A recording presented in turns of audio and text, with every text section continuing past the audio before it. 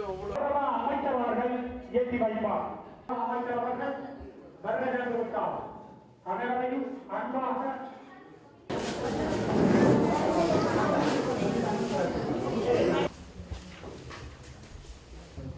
ஆனா ஒன்று சின்ன வயசுல நான் அறிஞ்ச உடனே சொல்ல வேண்டியிருக்கு உங்களுக்கு. அன்று சொன்னது ரத்தம் சிந்தாத ஒரு போராட்டம் வேணும் எங்களுக்கு. மக்கள் ரத்தம் சிந்தாமல் அவர்கள் வாழ வழிபட்டு அதை அப்ப இயற்கை இல்லையா. அதாவது பல வழக்குகளை நாங்கள் சந்தித்தோம்.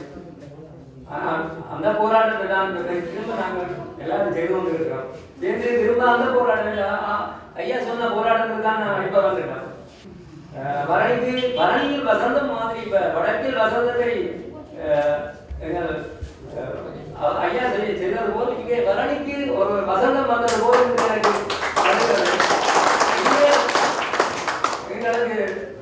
உங்கள் குறைகளை நீங்கள் இங்கே கொடுத்திருக்கிறீர்கள். அந்த நிலையிலே அதுக்கான உங்களுடைய பிரயோசனம் உங்களுக்கு கிடைக்கும். ஆனால் அந்த நேரத்தில் நாங்கள் செய்ய வேண்டிய சில கருத்துக்களை நாங்கள் கைவிட்டுக்கிறோம் சொன்னா அங்கால வந்து எங்களுடைய இடையில கொஞ்சம் குழப்பி போகிறார்கள் மக்கள். இந்த குழப்பத்தில் இல்லாத நீங்கள் போகாமல் நிதானமாக இருந்து ஐயாவுக்கு ஆதரவு செய்யுங்கள்.